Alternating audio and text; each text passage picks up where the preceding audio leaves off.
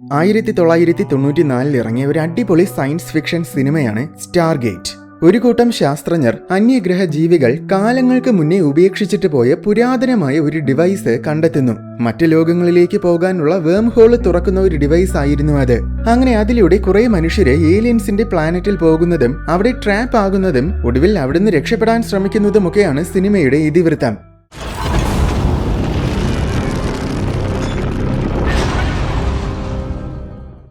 10,000 വർഷങ്ങൾക്ക് മുന്നേ നോർത്ത് ആഫ്രിക്കയിലെ ഒരു ഗ്രാമത്തിൽ ഒരു ദിവസം രാത്രി വലിയൊരു സ്പേസ് ഷിപ്പ് വന്ന് ലാൻഡ് ചെയ്തു. ആൾക്കാരെല്ലാം പേടിച്ച് ചിതറി ഓടി. പക്ഷേ ഒരുത്തൻ മാത്രം ഇതെന്താണെന്ന കൗതുകത്തോടെ സ്പേസ് ഷിപ്പിനെ നോക്കി നിന്നു. ശേഷം 1928 പിരമിഡുകൾക്ക് സമീപം കുറെ ശാസ്ത്രജ്ഞര് പര്യവേഷണം നടത്തുകയായിരുന്നു.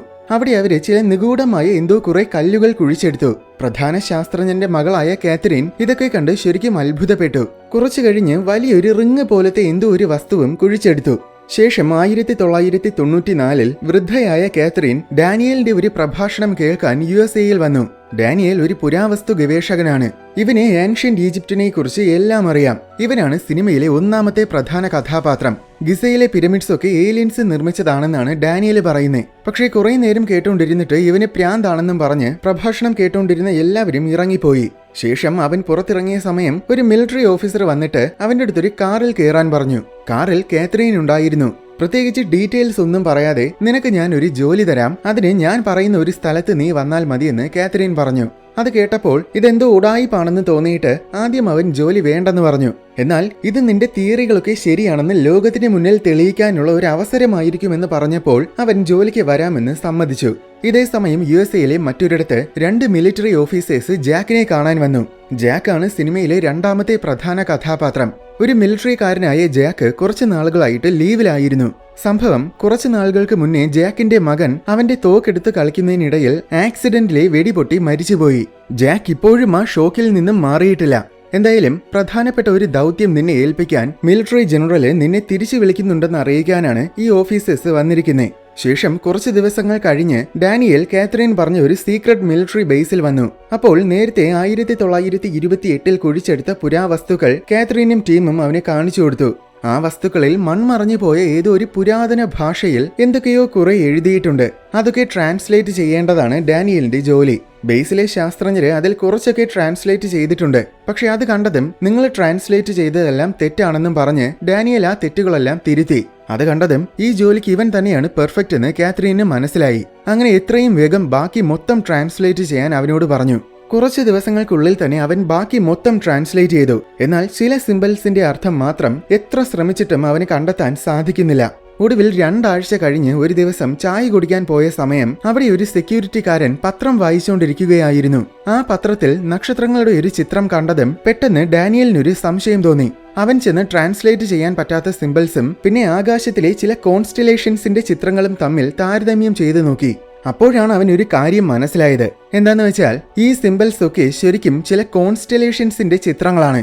ശേഷം അടുത്ത ദിവസം ശാസ്ത്രജ്ഞരെയും മിലിറ്ററി ഓഫീസേഴ്സിനെയും ഒക്കെ വെച്ച് അവനൊരു മീറ്റിംഗ് വിളിച്ചുകൂട്ടി.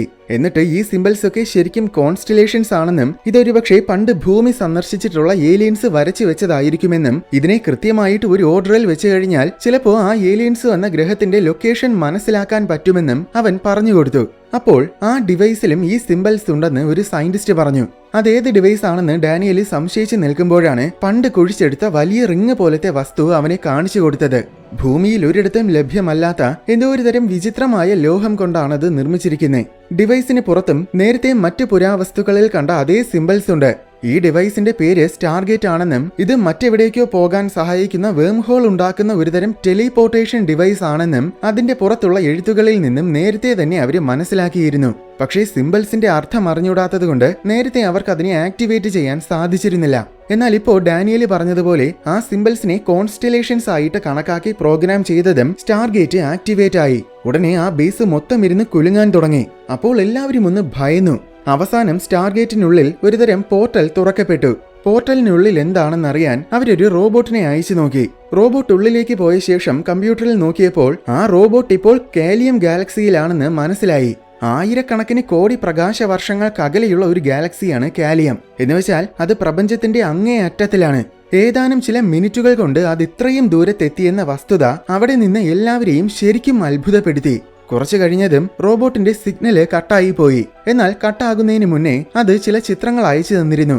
അതിൽ നോക്കിയപ്പോൾ റോബോട്ട് ഏതോ ഒരു ഡാർക്ക് മുറിയിലാണ്. ആ മുറിയിലും ഒരു സ്റ്റാർ ഗേറ്റ് ഉണ്ട്. അപ്പോൾ ഈ 2 സ്റ്റാർ ഗേറ്റുകളും തമ്മിൽ കണക്റ്റഡ് ആണെന്ന് മനസ്സിലായി. അത് മാത്രമല്ല, റോബോട്ട് ഇപ്പോൾ നിൽക്കുന്ന ഗ്രഹത്തിന്റെ അന്തരീക്ഷം കൃത്യമായിട്ട് ഭൂമിയുടെ അന്തരീക്ഷവുമായി മാച്ച് ആകുന്നുണ്ടെന്നാണ് കമ്പ്യൂട്ടർ കാണിക്കുന്നത്. അതായത് മനുഷ്യർക്ക് ജീവിക്കാൻ പറ്റിയ അന്തരീക്ഷമാണ് അവിടെയും.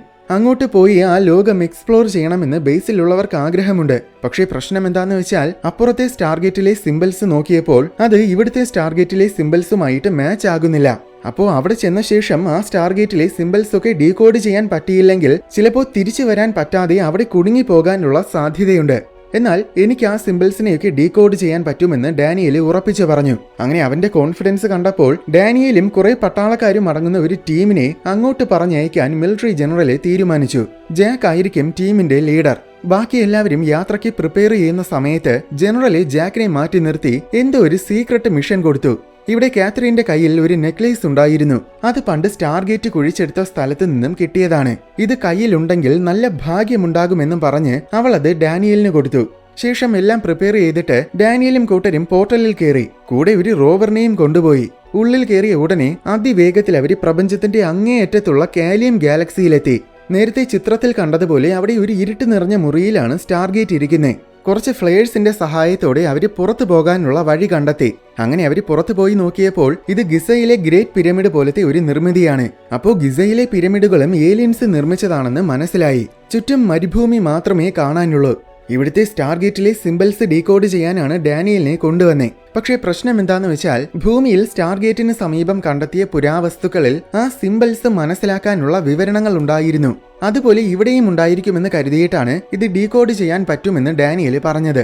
എന്നാൽ ഇവിടുത്തെ സ്റ്റാർഗേറ്റിന് സമീപം അങ്ങനെ സിംബൽസ് മനസ്സിലാക്കാനുള്ള ഒന്നും തന്നെയില്ല. അതുകൊണ്ട് ആദ്യം ആ വിവരണങ്ങളുള്ള വസ്തുക്കൾ കണ്ടെത്തണം.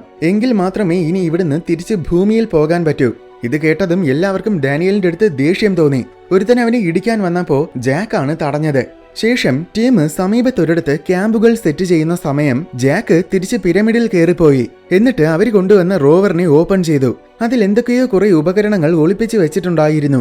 അത് ബോംബ് നിർമ്മിക്കാനുള്ള ഉപകരണങ്ങളായിരുന്നു. അങ്ങനെ അതെല്ലാം എടുത്ത് ജാക്ക് ഒരു ബോംബ് നിർമ്മിച്ചു. അതിനിടയിൽ ടീമിലെ ഒരുത്തൻ കയറി വരുന്ന ശബ്ദം കേട്ട് പെട്ടെന്ന് ജാക്ക് ബോംബിനെ എടുത്ത് ഒളിപ്പിച്ചു വെച്ചു. അപ്പോൾ ജാക്കിനല്ലാതെ ഈ കാര്യം വേറെ ആർക്കും അറിയില്ലെന്നർത്ഥം. അയാൾ വന്നിട്ട് പുറത്ത് ക്യാമ്പ് റെഡിയായിട്ടുണ്ടെന്ന് പറഞ്ഞു. ഇവിടെ ക്യാമ്പിൽ ദേഷ്യം വന്നിട്ട് ഒരുത്തൻ ഡാനിയലിന്റെ സാധനങ്ങളൊക്കെ എടുത്ത് വലിച്ചെറിഞ്ഞു. അതെല്ലാം പറക്കിയെടുക്കുന്നതിനിടയിലാണ് അവൻ അവിടെ എന്തോ ഒരു ജീവിയുടെ കാൽപ്പാടുകൾ കണ്ടത്.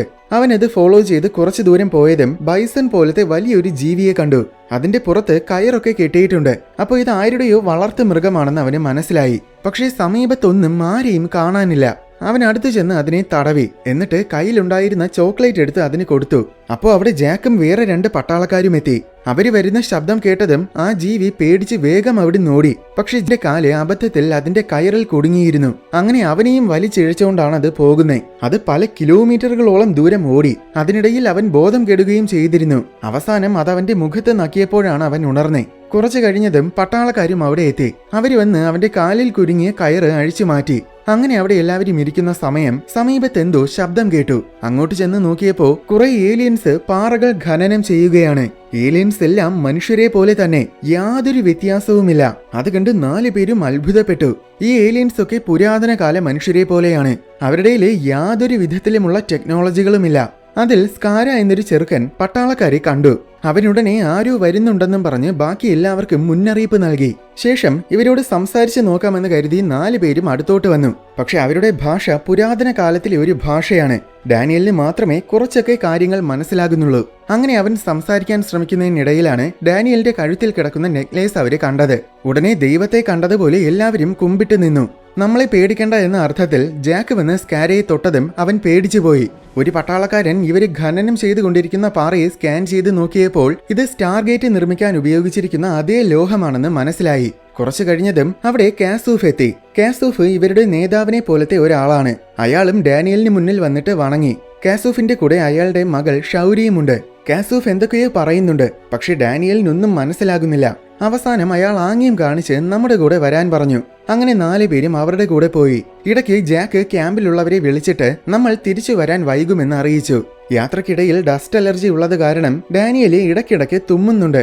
കുറെ നേരത്തെ യാത്രയ്ക്കൊടുവിൽ അവരൊരു വലിയ പട്ടണത്തിലെത്തി. പട്ടണത്തിന്റെ മധ്യത്തിൽ ഐ ഓഫ് റാ എന്ന് പറയുന്ന ഒരു വലിയ സിംബല് സ്ഥാപിച്ചിട്ടുണ്ട്. റാ എന്നത് അവരുടെ സൂര്യദേവനാണ്. അതേ സിംബലാണ് ഡാനിയലിന്റെ കഴുത്തിൽ കിടക്കുന്ന നെക്ലേസിലുമുള്ളത്. അപ്പോൾ നമ്മളെ സൂര്യദേവൻ അയച്ചതാണെന്നാണ് ഈ മനുഷ്യർ കരുതിയിരിക്കുന്നതെന്ന് ഡാനിയലിന് മനസ്സിലായി. കുറച്ചു കഴിഞ്ഞതും പെട്ടെന്ന് പട്ടണത്തിലുള്ള എല്ലാവരും ഓടി വീടുകളിലേക്ക് കയറാൻ തുടങ്ങി. ക്യാമ്പിലുള്ളവര് റേഡിയോ വഴി എന്തോ പറയാൻ ശ്രമിക്കുന്നുണ്ട്. പക്ഷേ സിഗ്നൽ കറക്റ്റായിട്ട് കിട്ടാത്തതുകൊണ്ട് അവര് പറയുന്നതൊന്നും ജാക്കിന് കേൾക്കാൻ കഴിയുന്നില്ല. ഇവിടെ ക്യാമ്പിൽ വലിയ മണൽക്കാറ്റ് വീശാൻ തുടങ്ങിയിരിക്കുകയാണ്. ഇനി പുറത്തു നിൽക്കാൻ കഴിയില്ല. അതുകൊണ്ട് എല്ലാവരും പിരമിഡിൽ കയറിപ്പോയി.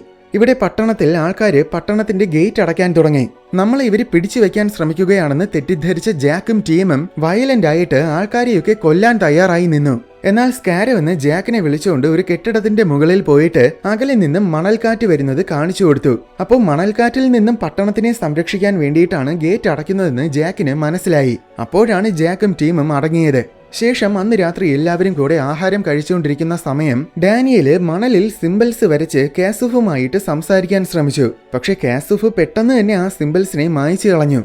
സംഭവം ഈ ലോകത്തിൽ എഴുത്ത് നിരോധിച്ചിരിക്കുകയാണ്. എന്നാൽ പിന്നീട് ഷൗരി വന്ന് ഡാനിയലിനോട് സംസാരിച്ചു. അവൻ സ്റ്റാർഗേറ്റിലെ സിംബൽസ് വരച്ച് കാണിച്ചപ്പോൾ ഈ സിംബൽസ് ഞാൻ മുൻപ് ഒരു ഗുഹയിൽ കണ്ടിട്ടുണ്ടെന്ന് ഷൗരി പറഞ്ഞു. എന്നാൽ എന്നെയും കൂടെ ആ ഗുഹയിലോട്ട് കൂട്ടിക്കൊണ്ടു പോകുമോ എന്ന് ഡാനിയൽ ചോദിച്ചു.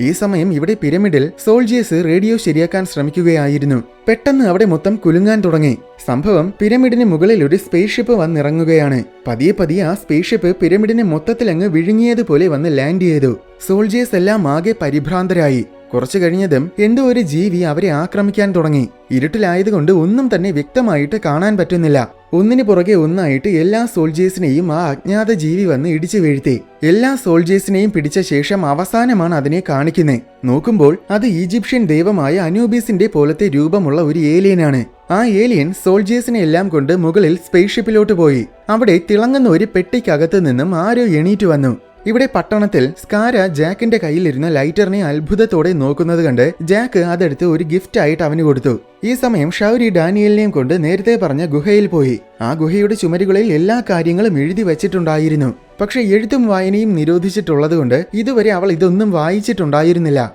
ഇവിടെ പട്ടണത്തിൽ ഡാനിയലിനെ കാണാത്തതുകൊണ്ട് അവൻ എവിടെയാണെന്ന് ജാക്ക് വന്ന് സ്കാരയോട് ചോദിച്ചു. ആദ്യം സ്കാരയ്ക്കൊന്നും മനസ്സിലായില്ല. എന്നാൽ ജാക്ക് കണ്ണടയുടെയും തുമ്മുന്നതിന്റെയും ഒക്കെ ആംഗ്യം കാണിച്ചപ്പോൾ സ്കാരയ്ക്ക് കാര്യം മനസ്സിലായി. ഉടനെ സ്കാര ഡാനിയലിന്റെ ഒരു തുണിയെടുത്ത് നേരത്തെ കണ്ട ബൈസൺ പോലത്തെ ജീവിക്ക് കൊടുത്തു. അതിന് മണം പിടിക്കാനുള്ള കഴിവുണ്ട്. അങ്ങനെ ആ ജീവി ഡാനിയലിനെ ട്രാക്ക് ചെയ്ത് നടക്കാൻ തുടങ്ങി. ഒടുവിൽ കുറച്ചു നേരം കഴിഞ്ഞതും അവരും ഡാനിയലിന്റെ ഗുഹയിലെത്തി. ചുമരിൽ എഴുതിയിരിക്കുന്ന കാര്യങ്ങളെല്ലാം ഡാനിയൽ എല്ലാവർക്കും പറഞ്ഞു കൊടുത്തു. സംഭവം കോടിക്കണക്കിന് വർഷങ്ങൾക്ക് മുന്നേ ഈ ഗ്രഹം നശിക്കാൻ തുടങ്ങി. അവസാനം ഒരു ഏലിയൻ മാത്രം ബാക്കിയുണ്ടായിരുന്നു. അതാണെങ്കിൽ മരിച്ചുകൊണ്ടിരിക്കുകയുമായിരുന്നു. മരണത്തിൽ നിന്നും രക്ഷപ്പെടാൻ ഒരു മാർഗവും തേടി ഏലിയൻ ഈ പ്രപഞ്ചം മുഴുവൻ അലയാൻ തുടങ്ങി. അങ്ങനെയാണ് ഒരിക്കൽ അത് ഭൂമിയിലെത്തിയത്. ആ ഏലിയനാണ് റാ.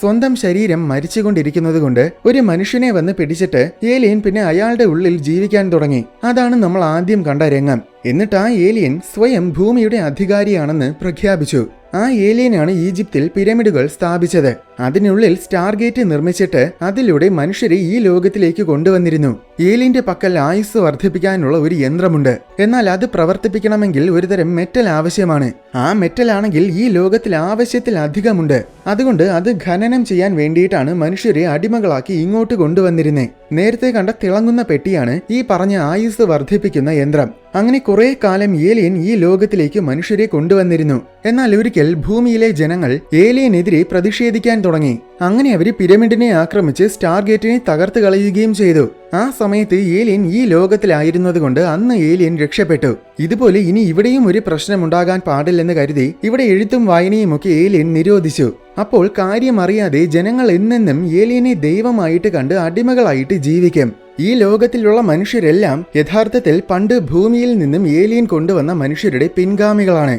എന്തായാലും ചരിത്രത്തിന് പുറമെ സ്റ്റാർഗേറ്റിലെ സിംബൽസ് ഡീകോഡ് ചെയ്യാനുള്ള വിവരണങ്ങളും ഗുഹയിലുണ്ടായിരുന്നു. അങ്ങനെ എല്ലാം മനസ്സിലാക്കിയ ഉടൻ തന്നെ എത്രയും വേഗം നമുക്ക് തിരിച്ച് ഭൂമിയിൽ പോകാമെന്നും പറഞ്ഞ് ജാക്ക് ടീമിനെയും കൊണ്ട് നേരെ പിരമിഡിലേക്ക് യാത്രയായി. സ്കാരയും കുറച്ചു പേരും ഒരു കൗതുകത്തിന്റെ പേരിൽ ടീമിനെ ഫോളോ ചെയ്യുന്നുണ്ടായിരുന്നു. പിരമിഡിനടുത്തെത്തിയതും വലിയ സ്പേസ് ഷിപ്പ് കണ്ട് അവരാകെ പരിഭ്രമിച്ചു പോയി. പട്ടാളക്കാര് നേരെ പിരമിഡിനകത്ത് കയറിപ്പോയി. ആ സമയം സ്കാരയും കൂട്ടരും പുറത്തു നിൽക്കുന്നുണ്ടായിരുന്നു. പട്ടാളക്കാര് അകത്ത് കയറി നോക്കിയപ്പോൾ അവിടെ ബാക്കി ടീമിനെ കാണുന്നില്ല. അവർക്ക് എന്ത് പറ്റിയെന്ന് സംശയിച്ച് നിൽക്കുന്ന സമയത്താണ് അനൂബിസിന്റെ തലയുള്ള കുറെ ഗോഡ്സ് അവിടെ വന്ന് അവരെ ആക്രമിക്കാൻ തുടങ്ങിയത്. രണ്ടുപേരെ ഗോഡ്സ് പിടികൂടി. എന്നാൽ ഡാനിയലും ജാക്കും സ്റ്റാർഗേറ്റിന്റെ മുറിയിലെത്തി. അവിടെ വന്ന് നോക്കിയപ്പോൾ റെഡിയാക്കി വെച്ചിരുന്ന ബോംബ് കാണുന്നില്ല. ഉടനെ സീലിംഗിൽ ഒരു ഡോറ് തുറക്കപ്പെട്ടു. എന്നിട്ട് അതിലൂടെ റിങ്സ് പോലത്തെ ഒരു മെഷീൻ താഴെ വന്നു. അത് ശരിക്കും ഒരു ടെലിപോർട്ടിംഗ് മെഷീനാണ്. അതായത് സ്പേസ് ഷിപ്പിന്റെ സമീപത്തുള്ള വസ്തുക്കളെയൊക്കെ സ്പേസ് ഷിപ്പിലോട്ട് ടെലിപോർട്ട് ചെയ്യാനുള്ള ഒരു മെഷീൻ. അതിലൂടെ കുറെ ഗാർഡ്സ് ഇറങ്ങി വന്നു. അങ്ങനെ അവസാനം ജാക്കിനെയും ഡാനിയലിനെയും ഏലിയൻസ് പിടികൂടി. എന്നിട്ട് അവരെ മുകളിൽ സ്പേസ് ഷിപ്പിലോട്ടാണ് കൊണ്ടുപോയത്. അവിടെ ചെന്നപ്പോൾ അവിടെ ജാക്കിന്റെ ബോംബ് ഇരിപ്പുണ്ട്. ഈ ഗോഡ്സിന്റെ അനൂബിയസിന്റേത് പോലത്തെ തലകൾ യഥാർത്ഥത്തിൽ വെറും മുഖംമൂടികൾ മാത്രമായിരുന്നു. ശരിക്കും അവരും മനുഷ്യരാണ്. എന്തായാലും കിട്ടിയ അവസരത്തിൽ ജാക്ക് ഒരു ഗോഡിനെ ഇടിച്ചിട്ടിട്ട് അവന്റെയിലിരുന്ന വടി പോലത്തെ തോക്ക് പിടിച്ചു വാങ്ങി ഒരു ഗോഡിനെ വെടിവെച്ചു. വേറൊരു ഗോഡ് ജാക്കിനെ വെടിവെച്ചതും ഉടനെ ഡാനിയൽ ജാക്കിനെ പിടിച്ചു മാറ്റി. പക്ഷെ ആ വെടി ഡാനിയലിന് കൊണ്ടു. അങ്ങനെ അവൻ കൊല്ലപ്പെട്ടു. ദേഷ്യത്തിൽ ജാക്ക് ഏലിയനെ ആക്രമിക്കാൻ തിരിഞ്ഞതും ഏലിയനെ സംരക്ഷിക്കാൻ ഏലിയന് ചുറ്റും കുറെ കുട്ടികൾ വന്ന് വളഞ്ഞു. അതുകൊണ്ട് ജാക്കിനൊന്നും ചെയ്യാൻ പറ്റിയില്ല. ആ തക്കത്തിൽ മറ്റു ഗോഡ്സ് വന്ന് ജാക്കിനെ പിടികൂടുകയും ചെയ്തു. എന്നിട്ട് അവനെ പിടിച്ചൊരു വെള്ളം നിറഞ്ഞ കുഴിയിലിട്ടു. ആ കുഴിയിൽ ബാക്കി സോൾജിയേഴ്സും ഉണ്ടായിരുന്നു. പുറത്ത് സ്കാരയും കൂട്ടരും ഇതൊക്കെ കണ്ടുകൊണ്ട് നിൽക്കുന്നുണ്ടായിരുന്നു. അവര് സോൾജിയേഴ്സിന്റെ വെപ്പൺസ് ഒക്കെ എടുത്ത് കയ്യിൽ കരുതി. ആ സമയത്ത് പിരമിഡിൽ നിന്നും കുറച്ച് ചെറിയ സ്പേസ് ഷിപ്പുകൾ പറന്നു പോകുന്നത് കണ്ടു. അത് പട്ടണത്തിലേക്കാണ് പോകുന്നത്. അവ വന്ന് പട്ടണത്തിനെ കുറെ ആക്രമിച്ചു. ഒരുപാട് പേര് കൊല്ലപ്പെട്ടു. കുറെ നാശനഷ്ടങ്ങൾ ഉണ്ടായി. ശേഷം സ്കാരയും കൂട്ടരും വന്ന് നോക്കിയപ്പോൾ തകർന്നു കിടക്കുന്ന പട്ടണം കണ്ട് അവരാകെ തളർന്നുപോയി. ഇത് നേരത്തെ വന്നവരെ നമ്മൾ സഹായിച്ചതിന് റാ തന്ന ശിക്ഷയാണെന്നാണ് കാസൂഫ് പറയുന്നത്. ഇവിടെ പിരമിഡിൽ ഡാനിയല് തിളങ്ങുന്ന പെട്ടിയിൽ നിന്നും എണീറ്റു. അവന്റെ മുറിവുകളൊക്കെ പൂർണ്ണമായും മാറിയിരിക്കുകയാണ്. ഒരു കുട്ടി വന്ന് അവനെ ഏലിയന്റെ അടുത്ത് കൊണ്ടുപോയി. അവനെ കണ്ടതും നീ യഥാർത്ഥത്തിൽ മരിച്ചതാണ്. എന്നാൽ എന്റെ മെഷീൻ കാരണം നിനക്ക് ജീവൻ തിരിച്ചു കിട്ടി. ഇവിടുത്തെ മെറ്റൽസ് കാരണമാണ് ഈ ടെക്നോളജി പ്രവർത്തിക്കുന്നത്. മനുഷ്യ ശരീരം എളുപ്പത്തിൽ റിപ്പയർ ചെയ്യാൻ കഴിയും. അതുകൊണ്ടാണ് ഞാനും മനുഷ്യ ശരീരത്തിൽ ജീവിക്കാൻ തീരുമാനിച്ചത് എന്നൊക്കെ ഏലിയൻ ഡാനിയലിന് പറഞ്ഞു കൊടുത്തു. എന്നിട്ട് നിങ്ങൾ സ്റ്റാർഗേറ്റ് ആക്ടിവേറ്റ് ചെയ്തത് മണ്ടത്തരമായി പോയെന്നും നിങ്ങൾ നിർമ്മിച്ച ഈ ബോംബിനെ ഞാൻ സ്റ്റാർഗേറ്റ് വഴി ഭൂമിയിലേക്ക് അയക്കുമെന്നും ഏലിയൻ പറഞ്ഞു. സംഭവം ഈ ബോംബിൽ ഇവിടുത്തെ മെറ്റൽസിനെയും കൂടെ ഏലിയൻ ചേർത്തിട്ടുണ്ട്. അത് കാരണം ബോംബിനിപ്പോൾ 100 മടങ്ങ് ശക്തിയുണ്ട്. അതായത് ബേസിക്കലി അത് ഭൂമിയിൽ പൊട്ടിത്തെറിച്ചാൽ നോർത്ത് അമേരിക്കൻ ഭൂഖണ്ഡം മുഴുവൻ നശിച്ചു പോകും. ഇവിടെ പട്ടണത്തിൽ നാളെ നമ്മളെല്ലാം പിരമിഡിൽ പോകണമെന്ന് റാ പറഞ്ഞിട്ടുണ്ടെന്നും റാ നമ്മളോട് ക്ഷമിക്കണമെങ്കിൽ അവിടെ വെച്ച് നമ്മൾ റായ്ക്ക് വേണ്ടി നരബലി കൊടുക്കണമെന്നുമാണ് കാസൂഫ് പറയുന്നത്. അങ്ങനെ അതിനുവേണ്ടി എല്ലാവരും തയ്യാറാകുന്ന സമയത്ത് ഷൗരി മനുഷ്യരുടെ യഥാർത്ഥ ചരിത്രത്തിനെക്കുറിച്ച് സ്കാരയ്ക്കും കൂട്ടർക്കും പറഞ്ഞു കൊടുത്തു. എന്നിട്ട് ഈ അടിമ ജീവിതത്തിൽ നിന്നും രക്ഷപ്പെടാൻ നമ്മൾ എങ്ങനെയെങ്കിലും ഏലിയനെ തടഞ്ഞേ പറ്റുമെന്നും പറഞ്ഞു. കാസൂഫിനോടും കൂട്ടരോടും പറഞ്ഞാൽ ഇത് അവർക്ക് മനസ്സിലാകില്ല. അതുകൊണ്ടാണ് അവൾ സ്കാരയെ വിളിച്ച് കാര്യം പറഞ്ഞത്. അടുത്ത ദിവസം രാവിലെ തന്നെ പട്ടണത്തിലുള്ള എല്ലാവരും പിരമിഡിന് ചുറ്റും കൂടി. നിന്റെ ഫ്രണ്ട്സിനെ നീ തന്നെ കൊന്നുകളയാൻ ഏലിയൻ ഡാനിയലിന്റെ അടുത്ത് ആജ്ഞാപിച്ചു. എന്നിട്ട് അവന്റെ ഒരു വെപ്പണും കൊടുത്തു. എന്ത് ചെയ്യണമെന്നറിയാതെ ഡാനിയല് പകച്ചു നിൽക്കുന്ന സമയത്താണ് സ്കാരയും കൂട്ടരും നേരത്തെ കയ്യിലാക്കിയ വെപ്പൺസ് എടുത്ത് ആകാശത്തിലേക്ക് വെടിവെച്ചത്. ഉടനെ ജനങ്ങളെല്ലാം പേടിച്ച് ചിതറി ഓടാൻ തുടങ്ങി. ആ തക്കത്തിൽ ഡാനിയലാണെങ്കിൽ ചില ഗോഡ്സിനെ വെടിവെച്ചിടുകയും ചെയ്തു. എന്നിട്ട് സോൾജിയേഴ്സും അവനും കൂടെ ഓടി രക്ഷപ്പെട്ടു. ഗോഡ്സ് കുറെ പേരെ വെടിവെച്ച് കൊന്നുകളഞ്ഞു. അതിലൊരു സോൾജിയറും കൊല്ലപ്പെട്ടു. കൃത്യസമയത്ത് അവിടെ ഒരു മണൽക്കാറ്റ് വന്നതുകൊണ്ട് ഗോഡ്സിന് അധികം ആരെയും കൊല്ലാൻ പറ്റിയില്ല. ശേഷം രക്ഷപ്പെട്ട എല്ലാവരും കൂടെ ഒരു ഗുഹയിൽ ഒളിച്ചിരുന്നു. രാത്രി എല്ലാവരും തീ കായുന്ന സമയം ആ ബോംബിന്റെ പിന്നിലെ സത്യം എന്താണെന്ന് ഡാനിയല് ചോദിച്ചു. അപ്പോൾ ഭൂമിക്ക് അപകടമാകുന്ന തരത്തിൽ ഇവിടെ എന്തെങ്കിലും ഏലിയൻസിനെ കണ്ടാൽ ഇവിടുത്തെ സ്റ്റാർഗേറ്റിനെ അങ്ങ് നശിപ്പിച്ച് കളയാൻ വേണ്ടി ജനറൽ പറഞ്ഞിട്ടാണ് ഞാൻ ബോംബ് റെഡിയാക്കിയതെന്ന് ജാക്ക് പറഞ്ഞു കൊടുത്തു. എന്നാൽ ഇപ്പോൾ ഏലിയൻ തിരിച്ച് ഭൂമിയിലേക്ക് അതിനെ അയക്കാൻ പോവുകയാണ്. പക്ഷെ അതിനെക്കുറിച്ച് പേടിക്കണ്ട, അയക്കുന്നതിന് മുന്നേ നമുക്ക് ചെന്ന് ആ ബോംബിനെ തടയാമെന്ന് ജാക്ക് പറഞ്ഞു. പക്ഷെ ഇവര് കുറച്ചു പേര് മാത്രമേ ഉള്ളൂ. അതുകൊണ്ട് അടുത്ത ദിവസം രാവിലെ അവര് പട്ടണത്തിലേക്ക് ചെന്നിട്ട് അവിടെയുള്ള ഗോഡ്സിനെ വെടിവെച്ച് കൊന്നുകളഞ്ഞു. അത് കണ്ട് കാസൂഫും കൂട്ടരുമൊക്കെ ആകെ പേടിച്ചു പോയി. കാരണം ഈ ഗോഡ്സിനെയൊക്കെ ദൈവത്തിന്റെ ആൾക്കാരായിട്ടാണ് ജനങ്ങള് കാണുന്നത്. എന്നാൽ ഡാനിയൽ വന്ന് ഗോഡ്സിന്റെ മാസ്കുകൾ മാറ്റിയിട്ട് ഇതൊന്നും ദൈവത്തിന്റെ ആൾക്കാരല്ല, ഇവരൊക്കെ വെറും മനുഷ്യര് മാത്രമാണെന്ന് ജനങ്ങൾക്ക് കാണിച്ചു കൊടുത്തു. എന്നിട്ട് നിങ്ങളെ അടിമകളാക്കാൻ വേണ്ടി ഇവരൊക്കെ ദൈവത്തിന്റെ മുഖം മൂടി വച്ചിരിക്കുന്നതാണെന്നും പറഞ്ഞ് മനസ്സിലാക്കി കൊടുത്തു. അത് കണ്ടതും കാസൂഫും കൂട്ടരുമൊക്കെ അത്ഭുതപ്പെട്ടു. സത്യങ്ങളൊക്കെ തിരിച്ചറിഞ്ഞതിനാൽ ഇനി നിങ്ങളുടെ കൂടെ ഫൈറ്റ് ചെയ്യാൻ ഞങ്ങളും വരാമെന്ന് കാസൂഫ് പറഞ്ഞു. അങ്ങനെ എല്ലാവരും കൂടെ പിരമിഡിനെ ആക്രമിക്കാൻ പോയി. എന്നാൽ കുറച്ചു പേര് അകത്ത് കയറിയതും ഗോഡ്സ് പിരമിഡിന്റെ ഗേറ്റ് അടച്ചു. ബാക്കിയുള്ളവരൊക്കെ പുറത്തുനിന്ന് ഗോഡ്സുമായിട്ട് യുദ്ധം ചെയ്യാൻ തുടങ്ങി. അകത്ത് ജാക്കും ടീമും കൂടെ ബോംബ് വെച്ചിരുന്ന ചാമ്പറിൽ പോയി അവിടുത്തെ ഗോഡ്സിനെയൊക്കെ കൊന്നുകളഞ്ഞു. അങ്ങനെ അവര് ബോംബിനെ ഭൂമിയിലേക്ക് അയക്കാതെ തടഞ്ഞു. പക്ഷേ പ്രശ്നം എന്താന്ന് വെച്ചാൽ ഗോഡ്സ് ഓൾറെഡി ബോംബിനെ ആക്ടിവേറ്റ് ചെയ്തിട്ടുണ്ടായിരുന്നു. ഇനി വെറും 3 മിനിറ്റുകൾക്കുള്ളിൽ തന്നെ അത് പൊട്ടിത്തെറിക്കും. ബോംബിനെ ഡീആക്ടിവേറ്റ് ചെയ്യാൻ പറ്റാത്ത രീതിയിലാണ് ഏലിയൻ പ്രോഗ്രാം ചെയ്തിരിക്കുന്നത്. തന്റെ പദ്ധതികളെല്ലാം പരാജയപ്പെട്ടു എന്ന് തിരിച്ചറിഞ്ഞ ഏലിയൻ രക്ഷപ്പെടാൻ വേണ്ടി സ്പേസ്ഷിപ്പിനെ ലോഞ്ച് ചെയ്തു. ഉടനെ സ്പേസ്ഷിപ്പ് നിലത്തു നിന്നും പറന്നുയരാൻ തുടങ്ങി. ഇനി എന്ത് ചെയ്യുമെന്ന് ആലോചിച്ച് വിഷമിച്ച് നിന്ന സമയത്തിലാണ് ജാക്കിനൊരു ഐഡിയ തോന്നിയത്. എന്താന്ന് വെച്ചാൽ നേരത്തെ കണ്ട ടെലിപോർട്ടിംഗ് മെഷീൻ അവിടെ ഇരിപ്പുണ്ട്. അതിലൂടെ ഈ ബോംബിനെ ഏലിയന്റെ സ്പേസ്ഷിപ്പിലോട്ട് ടെലിപോർട്ട് ചെയ്ത് വിടാൻ കഴിയും. പെട്ടെന്ന് കൂടുതലൊന്നും ആലോചിക്കാതെ അവരങ്ങനെ തന്നെ ചെയ്തു. സ്പേസ്ഷിപ്പ് ആണെങ്കിൽ ഇപ്പോൾ അങ്ങ് ബഹിരാകാശത്തിലെത്തിയിരുന്നു. സ്പേസ്ഷിപ്പിലെത്തിയ ബോംബ് സെക്കൻഡുകൾക്കുള്ളിൽ തന്നെ പൊട്ടി. അങ്ങനെ ആ സ്പേസ്ഷിപ്പും അതിനോടൊപ്പം ഏലിയനും ഭസ്മമായി പോയി. അത് കണ്ട് ജനങ്ങളെല്ലാം ആഹ്ലാദിച്ചു. അടിമത്തത്തിൽ നിന്നും മോചിപ്പിച്ചതുകൊണ്ട് സ്കാരയും കൂട്ടരുമൊക്കെ ജാക്കിനും ടീമിനും നന്ദി പറഞ്ഞു. കുറച്ചു കഴിഞ്ഞ് ഡാനിയൽ സ്റ്റാർഗേറ്റിനെ ആക്ടിവേറ്റ് ചെയ്തു. എന്നിട്ട് കാത്രീൻ കൊടുത്ത നെക്ലേസിനെ ഡാനിയൽ ജാക്കിന് നൽകിയിട്ട് ഇത് നീ കാത്രീന് കൊടുത്തിട്ട് ഇതെനിക്ക് ഭാഗ്യം തന്നുവെന്ന് കാത്രീനോട് പറയണമെന്ന് പറഞ്ഞു. കാരണം ഡാനിയല് തിരിച്ചു പോകാതെ ഈ ലോകത്തിൽ ഷൗരിക്കൊപ്പം ജീവിക്കാൻ തീരുമാനിച്ചിരിക്കുകയാണ്. അങ്ങനെ സ്റ്റാർഗേറ്റിൽ കയറി ജാക്കും ടീമും തിരിച്ച് ഭൂമിയിൽ പോകുന്ന ദൃശ്യത്തോടെ സിനിമ അവസാനിക്കുകയാണ്.